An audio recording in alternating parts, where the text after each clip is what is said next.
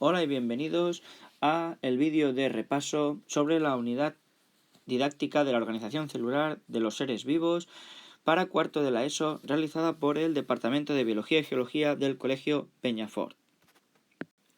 Bien, empezamos viendo la teoría celular. ¿Qué es la teoría celular? La teoría celular está compuesta por tres apartados o tres postulados. El primero, la célula es la unidad estructural de los seres vivos. Es decir, todos los seres vivos están compuestos por células. Si no, no es un ser vivo. Segundo, la célula es la unidad fisiológica de los seres vivos. Es la unidad más pequeña que puede realizar las tres funciones vitales, es decir, reproducción, relación y nutrición. Y por último, todas las células provienen de otras ya existentes por división. ¿Qué es una célula? ¿O qué partes tiene una célula? Tendríamos la membrana plasmática, que es una membrana o una capa que envuelve o recubre la célula y está formada principalmente de lípidos y cuya función es la regulación de sustancias entre el exterior e interior. El citoplasma sería aquello que hay dentro, que sería el contenido interno de la célula, y está formado por el citosol, que es aquel fluido acuoso y todas las moléculas orgánicas que podemos encontrar en él, y los orgánulos, sobre todo los ribosomas, que después hablaremos de ellos. Y por último, el material genético. El material genético sería toda la información necesaria para que la célula pueda realizar las funciones vitales. Sobre todo encontraremos ADN, que es el material que va transmitiéndose de células madre a células hijas. ¿Qué tipos de células tenemos? Tendríamos la procariota, cuya principal característica es que el material genético no está separado de una membrana del resto del citoplasma, es decir, no tiene núcleo, por tanto está disperso por el citoplasma. Principales características, bueno, pues tiene una pared celular, que es una envoltura rígida que da forma a esa célula. Algunas pueden tener por arriba otra capa más rígida y más gruesa, que sería la cápsula bacteriana. Tienen mecanismos para poder desplazarse, o bien flagelos, que serían estos largos de aquí, o bien los pili, que son filamentos pequeñitos para también poder moverse. Después tiene un nucleoide, que sería una región donde el material genético está, hemos dicho, disperso por el citoplasma. Y por último, solamente tiene ribosomas como orgánulos. Solamente tiene ribosomas para sintetizar proteínas.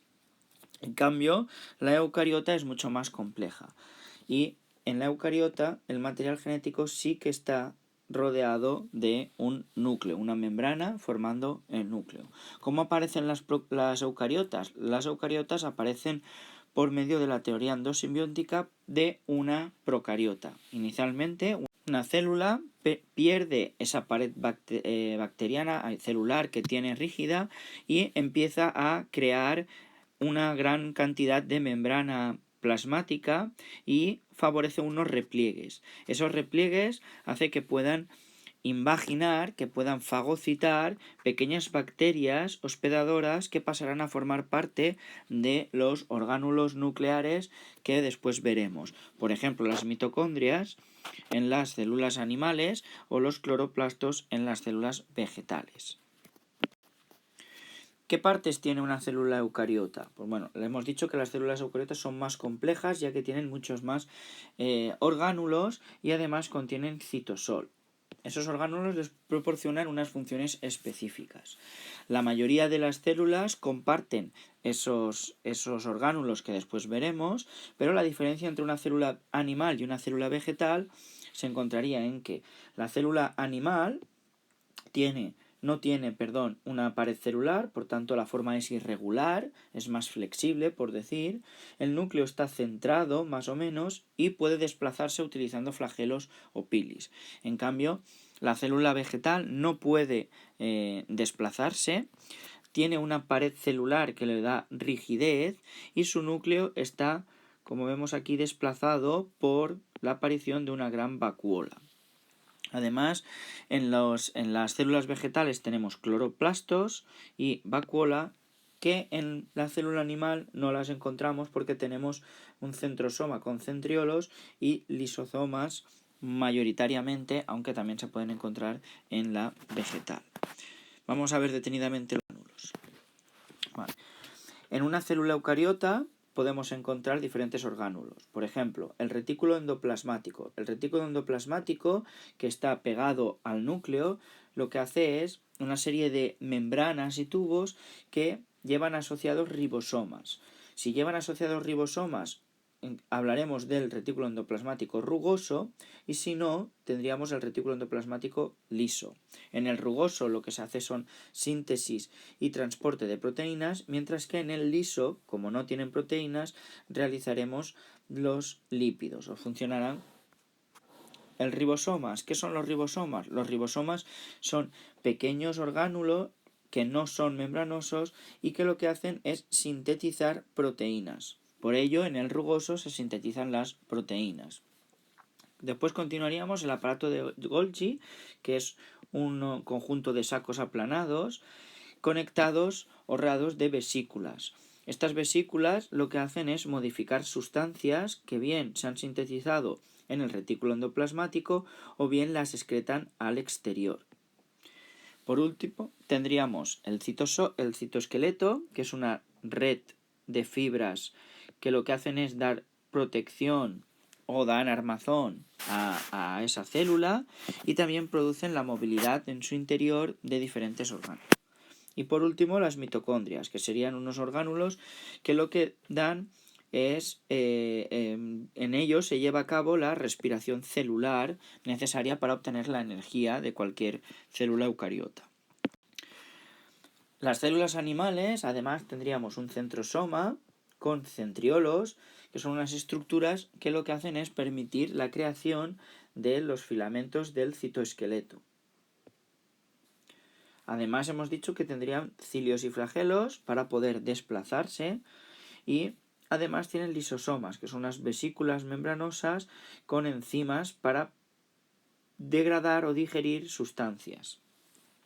En cuanto a las vegetales, tendríamos orgánulos propios, los cloroplastos, que lo que realizarían sería la fotosíntesis, una pared celular, que sería una cubierta gruesa, que hemos dicho que lo que da es forma y rigidez, y por último las vacuolas, que son unas grandes membranas o sacos donde se puede almacenar sobre todo agua y sustancias de desecho. La célula eucariota además presenta un núcleo. El núcleo sería el componente más grande de la célula eucariota y es donde se localiza el material genético en forma de ADN. Ese núcleo está compuesto por diferentes partes. El nucleolo, que sería la parte central del núcleo, donde se lleva a cabo sobre todo la formación de los ribosomas. Pues por otro lado tendríamos la cromatina. La cromatina es el material genético o los largos filamentos de ADN que están asociados a unas proteínas denominadas histomas que le ayudan a condensarse. Una vez se condensan antes de producirse la división, se forman los cromosomas. El medio interno donde se encuentra tanto la cromatina como el nucleolo sería el niqueoplasma, que sería el medio interno. Y rodeando todo esto tendríamos una envoltura nuclear formada por unas membranas donde tienen unos poros nucleares para permitir el paso de sustancias entre el núcleo y el citoplasma. Bien, toda célula produce un ciclo celular. ¿Qué es? Es el periodo de tiempo que pasa desde que nace por división de otra célula hasta que vuelve a dividirse o muere. En este ciclo celular se producen diferentes fases. La interfase, que sería aquella etapa de mayor duración donde la célula pasa la mayor parte de su vida, donde crece, donde se producen las funciones específicas, es decir, la diferenciación celular. Cada célula se encargará de realizar una serie de funciones, por ejemplo, una cardíaca, una digestiva, una epitelial, etc. Siempre al final de esta frase se produce la replicación del ADN. ¿Qué es la replicación del ADN? La replicación del ADN es simplemente una duplicación de todo el material genético, es decir, realizar una copia de todo el ADN para pasar a la siguiente fase, que sería la división celular, o también denominada fase M, que es muy corta y dará lugar a células hijas. tendríamos dos divisiones celulares diferentes según el resultado de esas células hijas, meiosis y mitosis, que ahora explicaremos a continuación. ¿Qué son los cromosomas? Antes de entrar en la división celular necesitamos conocer qué es un cromosoma. Un cromosoma simplemente es la condensación de todo el material genético para dividirse. Por tanto, contienen toda la información necesaria de un individuo que la transmite de célula madre a células hijas. Todos los individuos de una especie y todas las células de un individuo tienen el mismo número de cromosomas, exceptuando las sexuales. Es lo que llamamos el cariotipo, todo el conjunto de cromosomas de un individuo, de una misma especie. Existen dos tipos de células o de organismos. Los diploides, que tendrán dos juegos de cromosomas idénticos, iguales en características y en tamaño, por tanto serán lo que denominamos cromosomas homólogos. Y uno proviene de cada progenitor, uno del padre y uno de la madre. Se representa por la letra 2N. Y, por ejemplo, en los humanos tendríamos 46 cromosomas. 23 serían del padre y 23 serían de la madre. En cambio, los organismos haploides o las células haploides se representa por N y solamente presentan un juego de cromosomas. En este caso, las células sexuales de los humanos, los gametos, que tendrían 23 cromosomas. Los cromosomas somáticos serían los que no determinan el sexo y los cromosomas sexuales serían aquellos que determinan el sexo, y podemos encontrar los X y los Y. Los mamíferos, XX nos daría lugar a una hembra y XY daría lugar a un macho. Vamos a ver un ejemplo en los humanos. Los humanos tendríamos 46 cromosomas, por tanto sería un individuo diploide porque 23 proceden del padre y 23 proceden de la madre, donde 44 serían somáticos y 2 serían sexuales. Los sexuales serían los gametos y tendríamos 23, serían N. Bien, vamos a ver lo que es la mitosis. La mitosis es el proceso para repartir de manera idéntica el material genético entre dos células hijas. Hay que decir que en los organismos unicelulares esa división por mitosis será su reproducción sexual, ya que solo tienen una célula y con ella podrán ir creciendo. En cambio, los pluricelulares, la mitosis se dará para el crecimiento del individuo o para la reposición de células que estén muertas. ¿Por qué? Porque lo que hemos dicho, se reparte de manera igual el material genético. Por tanto, es la fase para crecer. ¿En qué consiste? Bien, durante la interfase hemos visto que al final de la interfase se produce la duplicación del material genético. En el núcleo se duplica, se replica ese material genético para poder dividirlo en partes iguales a las células hijas. Bien, durante la profase lo que se realiza es que se va formando el uso acromático por parte de los centriolos del centrosoma. Y los cromosomas homólogos iguales se van condensando para ser más visibles. Vale. Además desaparece la membrana nuclear. En la metafase todos los cromosomas homólogos se colocan en la placa ecuatorial, es decir, se colocan en el centro de la célula y los filamentos del uso acromático ya están completamente formados. Durante la anafase lo que dará lugar es a la separación de las cromátidas hermanas, es decir, los brazos diferentes de los cromosomas homólogos. Los filamentos del uso cromático se encargan de separar esas cromátidas hermanas y atraerlas hacia los dos polos de la célula.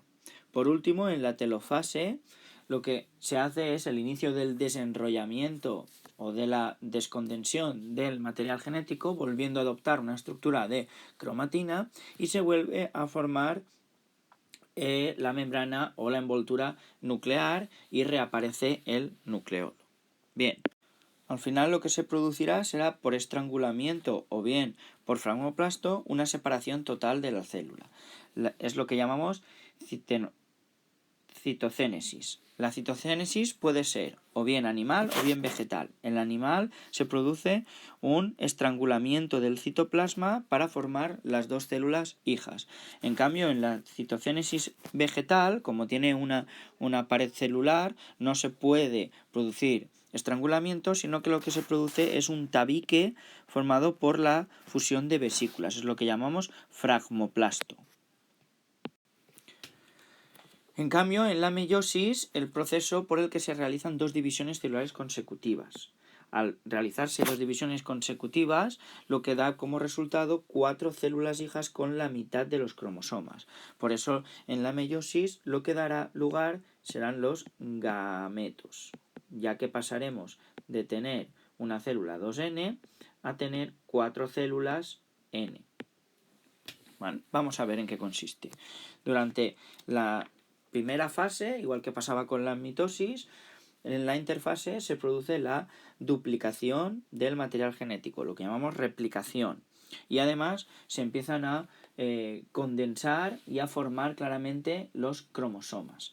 Durante la primera fase de la profase 1, lo que se realiza además es un entrecruzamiento. ¿Qué significa esto? Se produce una recombinación genética. Parte de los cromosomas homólogos se intercambian unos con otros. Por tanto, se produce una mezcla de cromosomas homólogos, tanto maternos como paternos. Por tanto, esa recombinación aleatoria dará como resultado que ninguna de las células hijas sea idéntica. Es lo que da variabilidad genética. Bien, una vez se ha realizado el entrecruzamiento, la recombinación y se han condensado, pasaríamos a la metafase 1. En la metafase 1, cada cromosoma homólogo, unidos homólogos, se colocan en la placa ecuatorial. Todos los cromosomas homólogos se colocarían unidos unos a otros en la placa ecuatorial.